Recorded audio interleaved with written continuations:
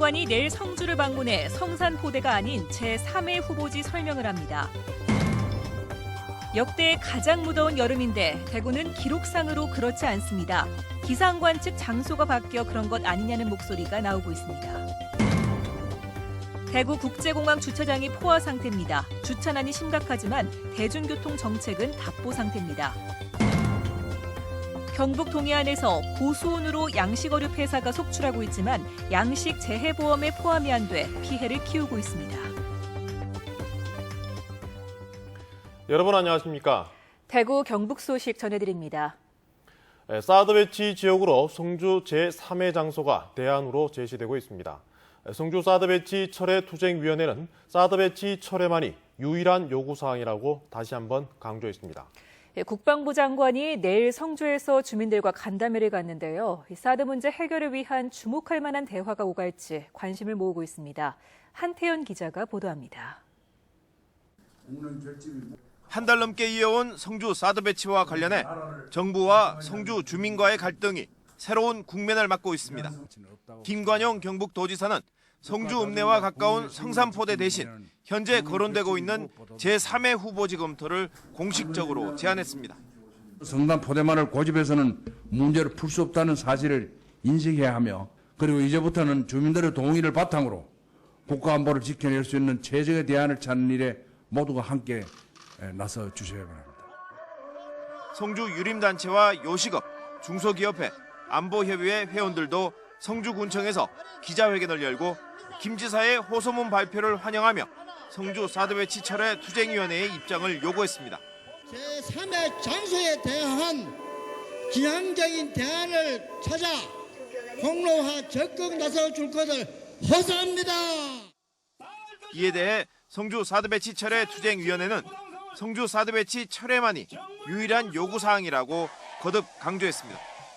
이런 가운데 최근 국방부 관계자들이 제3회 후보지 가운데 한 곳을 방문한 데 이어 내일은 한민구 국방부 장관이 성주를 재방문해 군민들과 간담회를 가질 예정이어서 성주 사드 배치는 새로운 국면을 맞고 있습니다. MBC 뉴스 한태현입니다. 네, 올여름 정말 덥습니다만 대구는 기록상으로 예전보다 기온이 낮은 것으로 나타나고 있습니다. 지난해 기상관측 장소가 금호강 옆 공원으로 옮겼는데 이 때문이 아니냐는 목소리가 많은데요. 관측 장소 이동에 따른 영향은 없는지 김은혜 기자가 취재했습니다. 작년에 일하는 거에 비해 가지고 올해 땀을 너무 많이 흘렸어요, 진짜. 작년에 비해서는 에어컨도 지금 계속 틀고 있어요. 다른 해에 비해서 유난히 덥고 햇볕도 많이 뜨겁고 시원한 바람도 안 부는 것 같고 에어컨 없이는 안 될 정도로 더운 것 같아요. 한낮 체온보다 높은 기온과 해가 져도 식지 않는 더위. 많은 사람들이 올해는 유난히 덥다고 입을 모읍니다. 서울은 지난 1994년 이후 낮 기온이 33도를 넘는 폭염일수가 가장 많고 열대야도 역대 두 번째로 많아 기록적인 더위라는 얘기가 나오고 있습니다. 하지만 기록을 놓고 보면 대구는 유난히 더운 건 아닙니다. 올여름 대구의 최고 기온은 지난 13일 38.1도로 지난해 38.3도보다 낮습니다. 그런데 같은 날 자동 기상 관측 장비로 측정된 최고 기온은 달성 현풍 39.5, 북구 서변동 39, 옛 기상대 자리인 신암동 38.5도 등으로 5곳의 관측값 가운데 가장 낮습니다. 열대야도 이달 대구 지역 열대야는 6일인데 예전 공식값인 신암동 기준으로는 9일입니다. 이 때문에 기상청의 공식 대구 지역 기상관측 지점이 효목동 기상지청으로 바뀌면서 실제 더위를 반영하지 못하고 있는 것 아니냐는 목소리가 나오고 있습니다. 신암동에 비해서 효목동이 약간 낮은 값을 나타냅니다만은 이 전체적인 기후 변화 값에는 영향을 미치지 못하고 때에 따라서는 기압 배치에 따라서 이 신암동보다 효목동의 기온이 더 높은 경우도 있습니다. 대구 기상지청은 또 폭염특보를 발령할 때는 다른 4곳의 자료도 포함하고 동네 예보를 통해 각 지역의 날씨가 전달되고 있는 만큼 관측과 기상정보 이용에는 문제가 없다는 입장을 밝혔습니다. MBC 뉴스 김은혜입니다. 경북 동해안에서는 유례없이 높은 수온 때문에 양식어류 폐사가 속출하고 있습니다. 그런데 이런 경우에는 재해보험에 가입조차 한데 양식어민들이 고스란히 피해를 떠안고 있습니다. 보도에 장성훈 기자입니다. 양식 어류의 폐사가 시작된 지난주 초 포항 연안의 수온은 무려 28도에서 30도. 양식 어류는 수온 1도에도 민감한데 평년에 비해 무려 4, 5도가량 높은 고수온이 지금까지 열흘가량 지속되고 있습니다. 사상 유례가 없는 고수온에 어린 강도다리 10만 마리, 시가 1억 원어치가 폐사한 양식장의 주인은 그저 답답한 심정입니다. 수십 년 동안 사상 유례가 없이 28도에서 30도까지 수온이 지금 유지되고 있습니다. 광어 같은 경우는 사료도 못 주고 있고 특히 강도다리는 얘네들이 건강한 상태에서도 계속 죽어나고 있습니다. 어민들에게 더욱 걱정인 건 이런 고수온에 의한 피해는 보험 혜택을 전혀 볼 수 없다는 겁니다. 현행 양식 재보험은 조피 볼락과 넙치 등 24개 어종을 대상으로 적조 등은 특약으로 가입할 수 있지만 이상 수온은 가입 자체가 불가능하기 때문입니다. 양식보험에서 고수온에 관한 특약이 없기 때문에 우리 피해가 상당히 큽니다. 그래서 이 고수온에 관한 특약을 하루속히 개정해 주셨으면 좋겠습니다. 정부가 농업재해대책법에 따라 피해액의 50%를 지원한다지만 최고액이 5천만 원에 불과해 실질적인 보상에는 한계가 있습니다. 고수온에 의한 경북 동해안의 양식어류 폐사는 지금까지 17건에 16만 8천 마리, 시가 3억 4천만 원어치에 이르고 고수온은 이달 말까지 지속돼 피해는 더욱 늘어날 전망입니다. 고수온과 냉수대 등 바다의 이상 기온이 갈수록 심해지고 있는 만큼 양식어민들의 피해 부담을 덜 수 있도록 관련 보험 상품 마련이 필요해 보입니다. MBC 뉴스 장성훈입니다.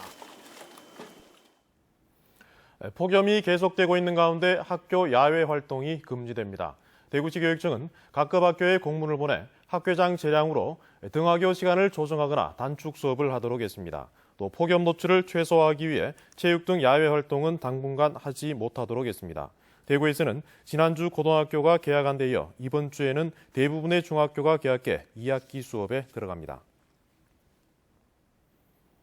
경북소방본부에 따르면 올 들어 어제까지 벌집 제거 요청 신고는 5,292건으로 지난해 같은 기간 3,013건보다 57% 늘었고 올 들어 경북에서만 벌에 쏘인 환자가 399명 발생했습니다. 대구에서도 어제까지 3,125건이 접수돼 지난해 1,058건보다 3배 이상 늘었습니다. 소방당국은 무더위에 말벌의 활동이 왕성해졌다면서 야외 활동을 할 때는 벌을 자극하는 화장품 사용을 자제하고 주변에 벌집이 있는지 꼭 확인해 줄 것을 당부했습니다. 대구공항 이용객은 해마다 크게 늘어나고 있는데 공항 주차장은 이미 포화 상태입니다. 지금은 여름 휴가까지 겹쳐 더욱 심각한 상황인데 대중교통도 답답하기는 마찬가지입니다. 양관희 기자가 보도합니다. 대구국제공항 주차장이 차들로 가득 찼습니다. 차들은 주차장을 빙빙 돌지만 빈자리를 찾기 쉽지 않습니다. 주차장으로 들어오는 도로에도 공항 이용객 차량이 줄지어 주차돼 있습니다. 주차 공간이 많이 없고 협소하고 그래갖고 많이 돌아다니는데 지금. 얼마나 돌아다니셨어요? 지금 한 2바퀴, 3바퀴 돌아다녀요.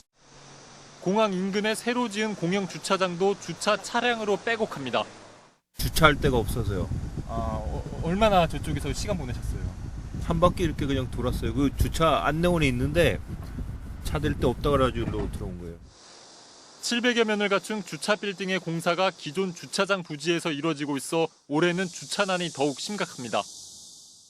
차는 뭐 워낙 많으니까 뭐 늘고 안 늘고 그건 모르겠지만 자고된 그 공항에 저 공사하는 바람에 주차난이 좀 많이 심각해요. 이를 해결하고자 대구시가 올해 6월 동대구역과 공항을 순환하는 셔틀버스를 도입하려 했지만 이에 관계자들의 반대로 무산됐습니다. 게다가 수년째 다른 지역에서 오는 리무진 버스는 한 개 노선밖에 없어 사실상 공항 대중교통 정책은 답보 상태입니다. 이전에는 그런 것도 있고 해서 지금 당장 이걸 추진하지는 못할 것 같아요. 공항에 이전하더라도 한 10년은 봐야 되니까 그 공항 활성화 측면에서는 이 필요성을 느끼고는 다 있는데 올해 말 주차 빌딩이 완공돼도 주차 면적이 기존 790여 면에서 1,200면으로만 늘어 많을 땐 하루 10,000명 가까이 몰리는 공항 이용객 수요를 감당할 수 있을지도 의문입니다. MBC 뉴스 양관입니다. 경상북도는 미래창조과학부의 KICT 지역 스마트 미디어 센터 구축과 운영 사업을 유치해 포항에 20억 원을 들여 올해 하반기까지 센터를 구축하고 새로운 산업과 시장을 창출하는 스마트 미디어 기업의 창업과 성장을 지원할 계획이라고 밝혔습니다. 스마트 미디어는 언제 어디서나 이용자에게 다양한 콘텐츠를 전달하는 매체로 관련 산업이 빠르게 성장하고 있습니다. 대구 국제 뮤지컬 페스티벌과 대구시가 만든 뮤지컬 투란도트가 중국 하얼빈 공연을 성황리에 마쳤습니다. 딤프는 중국 3대 음악제 가운데 하나인 하얼빈 여름마켓에 뮤지컬 투란도트가 지난 11일부터 나흘간 6차례 공연한 결과 매회 90%가 넘는 객석 점유율을 기록하면서 현지 언론의 집중 조명을 받았다고 밝혔습니다. 딤프는 이를 계기로 대구 뮤지컬 축제를 거친 작품들의 해외 진출이 더 활발해질 것으로 기대하고 있습니다. 대구지방경찰청에 따르면 대구 모 경찰서 A 과장이 지난 8일 밤 대구 지하철 2호선 전동차 안팎에서 여성 3명의 신체를 스마트폰으로 촬영하다가 시민의 신고로 검거됐습니다. 대구지방경찰청은 술에 취해 귀가하다가 딸과 뒷모습이 비슷해 촬영했다는 A 과장의 진술과 촬영 내역 등을 토대로 범죄 혐의가 없다고 결론 내렸습니다. 하지만 과거에도 지하철에서 몇 차례 다른 여성을 촬영한 사진이 나왔지만 A 씨를 무혐의 처분한 것은 특혜 아니냐는 논란이 일고 있습니다. 국토교통부가 최근 발표한 주택 매매 거래량 자료에 따르면 대구는 지난달 2,648건의 주택 매매가 이뤄져 전달에 2,557건보다 3.6% 늘었습니다. 이는 6월 거래량이 전달보다 1.8% 늘어난 데 이어 2달 연속 늘어난 것입니다. 대구 지역 부동산 전문가들은 매매량 증가는 시장의 기대감이 반영된 것으로 볼 수 있는데 최근 대구 분양시장의 호조세가 시장에 긍정적인 영향을 미친 것으로 보인다고 밝혔습니다. 한국은행 대구 경북본부는 추석을 앞두고 중소기업의 추석 자금을 지원합니다. 네, 지금까지 대구 경북 소식 전해드렸습니다. 시청해주신 여러분 고맙습니다.